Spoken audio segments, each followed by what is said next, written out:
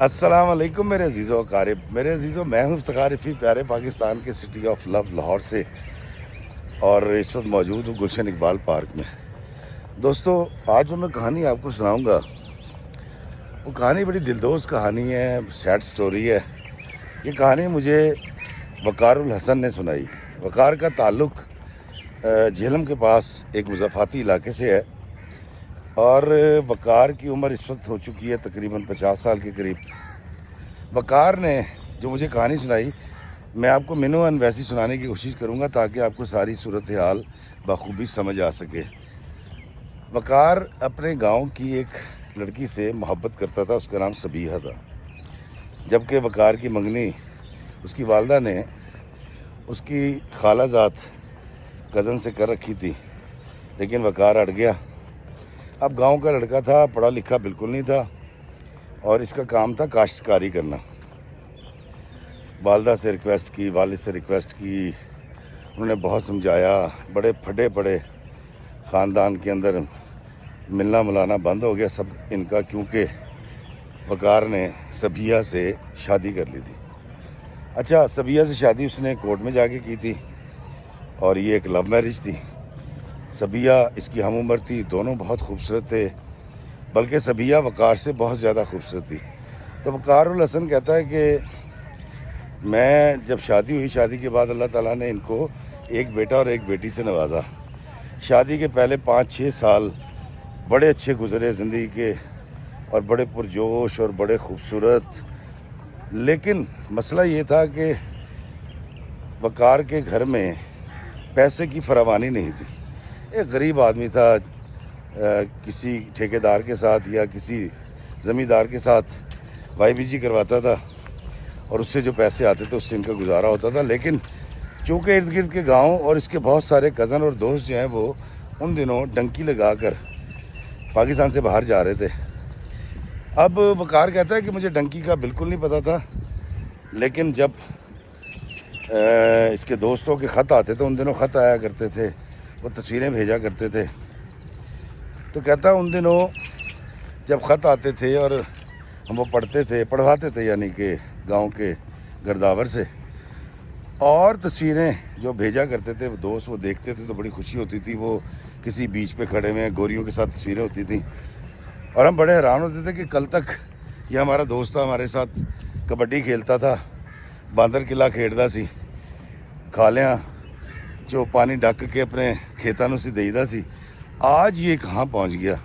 اور جب وہ پاکستان آتے تھے 5 سال بعد 7 سال بعد، تو ان کے پاس جو گاڑیاں ہوتی تھیں اور وہ گھر بنا لیا کرتے تھے، تو وقار کے ذہن میں بالکل ایک مثبت سوچ ہی آئی کہ یار کیا میرا حق نہیں ہے کہ میرے پاس بھی گاڑی ہو، ہمارے پاس بھی بڑا گھر ہو، ہمارے پاس بھی آسائشیں ہوں۔ تو دوستو، وقار نے اپنے ایک دوست سے بات کی، لالا موسیٰ کا کوئی اس کا دوست تھا، اس کے پاس گیا، اس نے ایک بندے سے ملوایا جس کو عرف عام میں ایجنٹ کہتے ہیں۔ ایجنٹ نے اس وقت کہا کہ 5 لاکھ روپے لگیں گے اور میں تمہیں یونان پہنچا دوں گا۔ وہ تقریباً 20 سال پرانی بات ہے یا 25 سال پرانی بات ہوگی۔ تو وقار نے کہا ٹھیک ہے، تو اس نے اپنا زمینیں جو بھی تھی وہ بیچی، ماں کا زیور بیچا، کچھ ادھار پکڑا، بیوی کو سمجھایا۔ اچھا، صبیحہ کا کہنا یہ تھا کہ وقار ہم جیسے تیسے گزارا کر رہے ہیں، ہم گزارا کر لیں گے، تم دور مت جاؤ مجھ سے، بچوں سے ہمارے سر پہ رہو۔ لیکن وقار کو دھن سوار تھی، اس کا یہ خیال تھا 4-5 سال اگر میں باہر لگا دوں گا تو آسودگی آ جائے گی گھر میں، اور ہر شوہر یا ہر بیٹا یا ہر باپ تو یہی چاہتا ہے نا کہ گھر میں آسودگی رہے۔ تو وہ اس آسودگی کی تلاش میں جانا چاہتا تھا۔ پھر دوسری بات یہ ہے کہ ایک یہ بڑی خواہش ہوتی ہے جب پاکستان سے باہر جاتے ہیں، جی میں یونان جاواں گا یا ترکی جاواں گا یا اٹلی جائیں گے یا یورپ کا پاسپورٹ ہوگا، یہ ایک بہت بڑا چارم ہوتا ہے۔ تو وقار کے ذہن میں یہ والی بات بھی تھی کہ یار باہر جانا ہے، گوریاں تکاں گے، کچھ نظارے دیکھیں گے اللہ کے، کیسے ملک ہیں یہ۔ تو وقار جو ہے اس نے صبیحہ کو سمجھایا۔ اس کا ایک دوست تھا، مراد علی اس کا نام تھا۔ اب مراد اس کا بچپن کا دوست تھا، اور ان کی کوئی اچھی خاصی زمین تھی کاشتکاری کی، اس نے اس سے بھی پیسے لیے. مراد نے بھی اس کو منع کیا کہ نہ جا. یہ مراد وہ ہے جس نے ان کی لو میرج میں بھی بڑی سپورٹ کی تھی. وقار صاحب کے سر پہ دھن سوار تھی. انہوں نے ایجنٹ کو پیسے دیے 5 لاکھ پورے کر کے, اور ان سے وعدہ کیا گیا تھا جی کہ ہم آپ کو بسوں میں لے کے جائیں گے, گاڑیوں میں لے کے جائیں گے, ہوٹلوں میں ٹھہریں گے, بڑی سہولت کے ساتھ آپ ڈنکی لگائیں گے. لیکن ایسا نہیں ہوا. پہلے یہاں سے چلے, یہ لاہور آئے, لاہور سے انہوں نے کوئٹہ کی ٹرین میں بیٹھے, کوئٹہ پہنچے.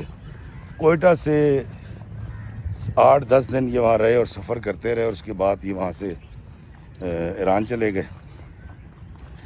کہتا ہے جی ایرانی فورسز کے ہاتھوں کئی پاکستانی اس میں مارے گئے. اس کی وجہ یہ ہے کہ یہ تقریباً 28 لڑکے تھے جو یہاں سے چلے تھے, اور جب ایران سے ترکی کی طرف چلے ہیں تو یہ صرف 18 لوگ رہ گئے تھے, 18 بچے جو ان کے دوست تھے اور پاکستانی تھے. اس کے بعد یہ کہتا ہے کہ جب ہم وہاں سے ترکی کی طرف گئے تو کوئی پہاڑ تھا, کوئی برف باری تھی, بڑی سنگلاخ چٹانیں تھیں. کرتے کراتے یہ کہتا ہے جی کہ ہم ترکی جب پہنچے تو پاکستان سے نکلے ہوئے ہمیں کم و بیش 1.5 مہینہ ہو چکا تھا. اس نے ترکی پہنچنے کے بعد جو علاقے کا پی سی او تھا وہاں کال کی. اس نے مراد علی سے بات کی, اس نے صبیہ سے اپنی بیوی سے بات کی, بچوں سے اس کی بات ہوئی. بچے تو چھوٹے ہی تھے, 2-2 4-4 سال کے تھے. اس کے بعد اس نے بتایا کہ جی میں جا رہا ہوں یونان, دعا کرنا. خیر جیسے تیسے صحبتیں برداشت کرتا. اس نے بڑی کہانی سنائی مجھے ڈنکی کی کہ راستے میں پانی نہیں تھا, راستے میں کچھ لوگ مرے پڑے تھے, ڈنکیوں والے لاشیں پڑی تھی, پتہ نہیں کیا کیا تھا. خیر یہ تکلیفیں اٹھا کے پہنچ گیا ترکی سے یونان. وہاں کا کوئی ازمیر علاقہ ہے ترکی کا, وہاں سے یہ ایک چھوٹی کشتیوں میں بیٹھے, اور کہتا ہے جی کہ 18 کشتیاں تھیں جس میں سے مختلف دنیا کے ممالک سے لوگ آئے ہوئے تھے. کہتا ہے جی صرف 7 کشتیاں پہنچی یونان, باقی کہاں گئیں, واپس چلی گئیں, ڈوب گئیں. کہتا کچھ نہیں پتہ. کہتا خیر میں بڑی مشکل سے یونان پہنچ گیا. جب یونان پہنچا وہاں سے ان کو جو لوڈر بس ٹرک ہوتے ہیں اس کے اندر ان کو بھرا گیا چھپا کے. ان کو کوئی 11 گھنٹے کے بعد کہیں ایتھنس پہنچا دیا گیا. وہاں ان کو کچھ پاکستانی ملے. راستے کی صحبتیں میں نہیں سنا رہا, راستے کی کہانی میں نہیں سنا رہا. وقار الحسن ڈنکی لگا کے جیسے تیسے یونان پہنچ گیا. وقار جب وہاں پہنچتا ہے تو اس نے پہلی جب کال کی, کیونکہ فون جو ہے وہ ایک تو پی سی او پہ تھا گاؤں کے, اور ایک مراد علی کے گھر میں تھا. تو اس نے مراد کو فون کیا. مراد بڑا خوش ہوا. اس نے کہا کیسا رہا؟ اس نے بتایا کہ سب بہترین رہا ہے, میں پہنچ گیا ہوں ڈنکی لگا کے, اور بس تم دعا کرنا اور میری بیوی کو اطلاع کر دینا. مراد گیا, اس نے جا کے صبیہ کو بتایا کہ ایسے ایسے وہ پہنچ گیا. اب اس نے وہاں پر مزدوری شروع کی. اس کو وہاں جا کے پتہ چلا کہ ایک تو اس کو زبان نہیں آتی تھی, پھر سب سے بڑی بات یہ رہے گا کہاں, تو پھر کام کیا کرے گا, کھائے گا کہاں سے. یہ سب سے بڑی پرابلم آتی ہے. تو لینگویج بیریئر تھا, اس کو یونانی زبان نہیں آتی تھی, اس کو تو انگریزی بھی نہیں آتی تھی. جیسے تیسے کچھ پاکستانیوں کے ساتھ, انڈینز کے ساتھ مل کے اس نے کام کیا. اس نے اس وقت تھوڑے سے پیسے کمانے شروع کیا. کہتا جی میں بڑی مشکل سے اس وقت 20 روپے کمایا کرتا تھا. کہتا اس سے یورو تو تھا نہیں, تو یونان کے جو بھی 20 روپے تھے, 30 روپے تھے, کہتا میں وہ بڑی مشکل سے کمایا کرتا 20 روپے. خیر وہ اس نے جوڑنے کے بعد اس کا کوئی کیونکہ اکاؤنٹ نہیں تھا. جب اس کے پاس کچھ پیسے پاکستانی مثال کے طور پہ 10, 15, 20 ہزار ہو جانے, تو اس نے مراد کو وہ پیسے بھجوانے کسی پاکستانی کو کہہ کے, کسی انڈین کو کہہ کے, اور مراد وہ پیسے 5,000, 7,000, 10,000 وہ اس کے گھر دے دیا کرتا تھا. اور صبیہ کا حال چال بھی پوچھ لیتا تھا. صبیہ کا کوئی کام ہوتا تو وہ مراد سے کہہ دیتی تھی. اب یہ سارا سلسلہ تھا. یہ یونان میں رہا 5 سال. اس نے ڈاکومنٹس اپلائی کر دیے, اور 5 سال تک اس کے ڈاکومنٹس نہیں بنے. یہ دن رات محنت کرتا رہا. میں ساری سٹوری شارٹ کر کے آپ کو بتاتا ہوں. یہ تقدیر بدلنا چاہتا تھا. یہ چاہتا تھا کہ میرے گھر میں پیسوں کی فراوانی ہو ہر باپ کی طرح, لیکن وہ نہیں ہو سکی. میری کمائی کہتا اتنی کم تھی کیونکہ میں کوئی ہنر نہیں جانتا تھا، اس سے کبھی نہ گھر بننا تھا، نہ گاڑی آنی تھی، نہ زمین خریدی جانی تھی۔ کہتا میرے ذہن میں ایک شیطان بھی تھا کہ کوئی الٹا سیدھا کام کروں۔ کہتا یہ وہ وقت تھا کہ ایک بار مجھے ملاقات ہوئی میری ایک وقار الحسن نام کے بنگالی سے، ڈھاکہ کا رہنے والا تھا، کشتیاں اور لانچوں کا اس کا کام تھا۔ کہتا میں اس کے پاس کام ڈھونڈنے کے لیے گیا تھا اور ہم دونوں ہم نام بھی نکل آئے، ہماری بڑی اچھی دوستی ہو گئی۔ میں جب اس کے ساتھ کام کرنا شروع ہوا تو مجھے بڑی جلدی اندازہ ہو گیا کہ یہ لوگ سمگلنگ بھی کرتے ہیں، اور میں نے بجائے اس کے کہ میں کوئی اعتراض کرتا، میں نے اپنا کام جاری رکھا۔ لیکن وقار الحسن کو یہ اندازہ ہو گیا تھا کہ میں جان چکا ہوں کہ ہم لوگ دو نمبری کرتے ہیں، تو اس نے مجھے پیسے دینے شروع کر دیے۔ میں اس سے جتنے پیسے مانگتا وہ مجھے دے دیتا، ہمارا کوئی حساب نہیں ہوتا تھا۔ ایک طرح سے میں اس گینگ کا حصہ بن گیا تھا۔ کہتا جی موجیں لگ گئیں، میں نے سینکڑوں گنا پیسے کمانے شروع کر دی پہلے کے مقابلے میں، اور میں وہ پیسے اللیگل، کیونکہ کہہ رہا میری کوئی بینک ٹرانزیکشن تو ہوتی نہیں تھی، تو میں وہ بھیج دیا کرتا تھا وہ سارے پیسے مراد کو، اور مراد جو ہے وہ میری بیوی کو دیتا تھا، تو میری بیوی نے پاکستان میں خوشحالی کی راہ پر قدم رکھ دیا۔ تو یہ کم و بیش 4-5 لاکھ روپے آج سے تقریباً 16-17 سال 20 سال پہلے بھیجنے لگا، اور یہ مراد کو پیسے جاتے تھے، مراد جا کے صبیہ کو دے دیتا تھا، اور انہوں نے گاؤں کا گھر پہلے تعمیر کروایا، پھر اس کی بیوی نے، اس کے باپ نے کوئی زمین خریدی۔ اس کا ایک چچا تھا، وہ اس کو بہت سپورٹ کرتا تھا، مراد کے ذریعے یہ ساری پرچیزنگ ہو رہی تھی، بچے خوشحال ہو رہے تھے۔ لیکن وقار الحسن کو بیوی اور بچوں سے دور ہوئے 7 سال ہو چکے تھے۔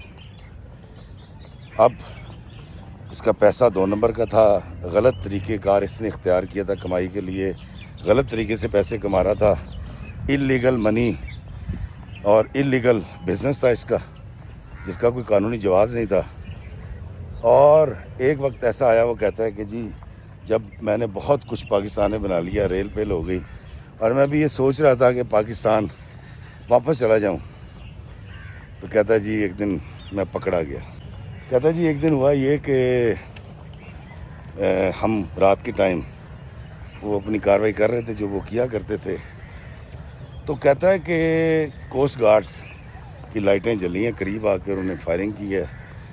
کہتا ہے کچھ نہیں سمجھ آیا، کیا بھگدڑ مچی، وقار الحسن میرے ساتھ تھا، ہم کوئی 17 لوگ تھے اس کشتی کے اوپر، اور کہتا مجھے اتنا یاد ہے کہ کشتی ڈوب گئی تھی ہماری، اور مجھے جب ہوش آیا ہے تو میں ہاسپٹل میں تھا، میری ٹانگ 3 جگہ سے ٹوٹی ہوئی تھی، اور مجھے نہیں پتا تھا کتنے دن گزر گئے ہیں اور کتنے عرصے میں بے ہوش رہا ہوں۔ یہ مجھے ہی پتا ہے کہ میں پولیس کسٹڈی میں تھا، اور 1 مہینہ 17 دن کے بعد مجھے وہاں سے شفٹ کر دیا گیا جیل میں مجھ پر مقدمہ چلا، اور مجھے 15 سال قید بامشقت کی سزا دے دی گئی۔ اس میں کچھ میرے لانچ کے 3-4 ساتھی تھے، لیکن وقار الحسن نہیں تھا۔ تو میں نے جب پتہ کیا تو پتہ چلا کہ یار وقار الحسن جو ہے اس کی ڈیتھ ہو گئی ہے اس کشتی حادثہ میں۔ کہتا میں اپنی بیرک میں رہا اور سزا کاٹتا رہا، اور ان 15 سالوں کے اندر وہ کہتا ہے کہ مجھے کبھی بھی ٹیلی فون تک رسائی نہیں دی گئی، کیونکہ ان کا یہ خیال تھا کہ ہم بہت خطرناک مجرم ہیں، اور قید تنہائی تھی۔ کہتا ہے 15 سال میں نے صبیہ کی آواز نہیں سنی، 15 سال میں نے اپنے بچوں سے بات نہیں کی، 15 سال کہتا میں کوشش کرتا رہا کہ کسی طریقے سے میری کوئی رسائی ہو جائے پاکستان تک، خبر ہی پہنچ جائے کہ میں زندہ ہوں۔ کہتا ہے ایسا ممکن نہیں ہو سکا۔ کہتا ان 15 سالوں میں نے ایک لمحہ اس اندھیری کوٹری کے اندر بڑی مشکل سے گزارا۔ کہتا زندگی میں 15 سالوں کے اندر کچھ شاید 15 بار ہی موقع ملا پاکستان رابطہ کرنے کا یا رابطہ کروانے کا۔ کہتا ان 15 بار کے اندر شاید ٹائم ڈیفرنس تھا، میری بدقسمتی تھی، تقدیر کا لکھا تھا۔ کہتا میرا کبھی پاکستان رابطہ نہیں ہو سکا۔ کہتا جی 15 سال تک میں نے صبیہ کو اپنے تصور کی آنکھ سے دیکھا، 15 سال تک صبیہ کا لمس میں اپنے تخیل کے زور پر محسوس کرتا رہا، اس کو مسکراتا دیکھتا تھا، اس سے باتیں کرتا تھا، سبیہ کے لمبے کالے بالوں میں خلال کیا کرتا تھا اور اپنے بچوں کو فرتے جذبات سے خیالوں میں ہی اٹھا کے چوم لیا کرتا تھا۔ کہتا تخیل میں ہی میں اپنی ماں اور اپنے باپ کو حج کروا رہا تھا، اور تخیل کے اندر ہی میں گاڑی پر سارے ٹبر کو بٹھا کے بڑی گاڑی کے اندر 7 سیٹر میں ان کو مری اور نتھیا گلی کی سیر کراتا رہا۔ کہتا افتخار بھائی تنہائی تھی، اذیت تھی۔ کہتا میں نے غلط کیا تھا، میں بہت غلط کام کر رہا تھا، میں نے اللیگل بزنس کیا تھا یونان کے اندر۔ کہتا افتخار بھائی اب کیونکہ مجھے سزا ہو چکی تھی، میں پچھتاتا ضرور تھا لیکن اللہ سے دعا کرتا رہا کہ اللہ میری قید ختم ہو، مجھے یہ چھوڑیں، اور جب یہ مجھے چھوڑیں تو میں سیدھا پاکستان جاؤں گا، اپنی محبوبہ بیوی سبیہ سے جا کے ملوں گا، اپنے بچوں کو جا کے چوموں گا، اپنے ماں باپ کی سیوا کروں گا، اور اپنے دوست مراد کو جا کے کہوں گا یار تو نے ٹھیک کہا تھا جب میں آ رہا تھا پاکستان سے کہ نہ جا، اور دیکھ میں نے اپنی زندگی کے 15 سال گوا دیے۔ کہتا ہے وہ 15 سال نہیں تھے، وہ 15 صدیاں تھیں جو میں نے اپنی بیوی بچوں کی آواز نہیں سنی۔ کہتا ہے ان جیلرز اور ان جو گینگسٹر تھے جو وہاں قید تھے ان کے علاوہ کہتا ہے میں نے کوئی چہرہ نہیں دیکھا۔ وہاں پر ہماری بڑی لڑائیاں ہوئی، کھانا کھاتے ہوئے ہوتی تھی، قیدیوں سے ہوتی تھی، زخمی ہوتے تھے، لیکن اس سب ہونے کے بعد رات کو میری رات بڑی تکلیف میں گزرتی تھی کیونکہ میں اپنی بیوی، اپنے بچوں اور اپنے ماں باپ کو یاد کرتا تھا، بلکہ وہ یہ کہہ رہا تھا کہ میں اپنی سبیہ، اپنے بچوں اور اپنے ماں باپ کو یاد کر کے رویا کرتا تھا۔ 15 سال گزر گئے۔ کہہ رہا پھر ایک دن آیا کہ جب میری رہائی ہو گئی۔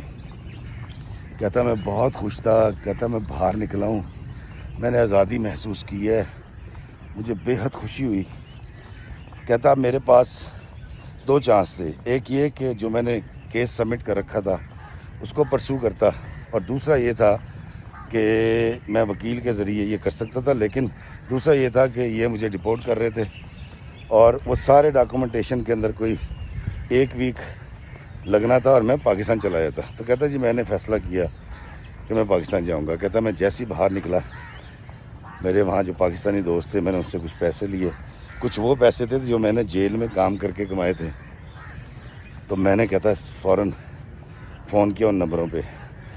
کہتا ہے 15 سال کے بعد اول تو کسی نے فون نہیں اٹھایا، لیکن فون اٹھایا جب مراد علی کے گھر سے کسی نے، تو وہ ایک نسوانی آواز تھی، اور کہتا ہے وہ آواز سن کے مجھے لگا کہ میں اپنی سبیہ سے بات کر رہا ہوں۔ میں نے کہا السلام علیکم، میں نے کہا وعلیکم السلام، میں نے کہا کہ مجھے مراد علی سے بات کرنی، تو اس نے کہا جی وہ تو باہر گئے ہیں، آپ کون؟